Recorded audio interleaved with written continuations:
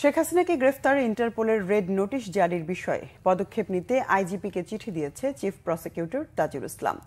মঙ্গলবার দুপুরে আইজিপি মোহাম্মদ ময়নুল ইসলামকে এই চিঠিটি পাঠান আন্তর্জাতিক অপরাধ ট্রাইব্যুনালের চিফ প্রসিকিউটর তাজুল ইসলাম।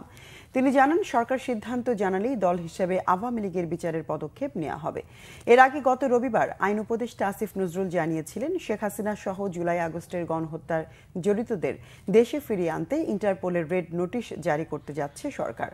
আন্তর্জাতিক অপরাধ ট্রাইব্যুনালের পুরাতন ভবনের সংস্কার কাজ পরিদর্শন শেষে সাংবাদিকদের তিনি একথা জানান।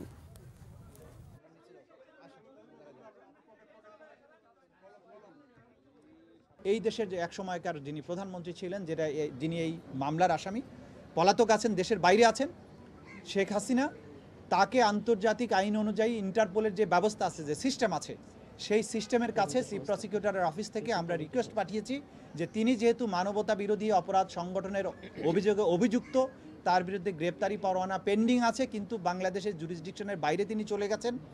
সেই কারণে আন্তর্জাতিক পুলিশিং সংস্থা হিসাবে ইন্টারপোল যাতে তাকে গ্রেপ্তার করার ব্যবস্থা নেয় এবং অন্তত তার ব্যাপারে রেড অ্যালার্ট জারি করে, সেই ব্যাপারে আমরা রিকোয়েস্ট পাঠিয়েছি।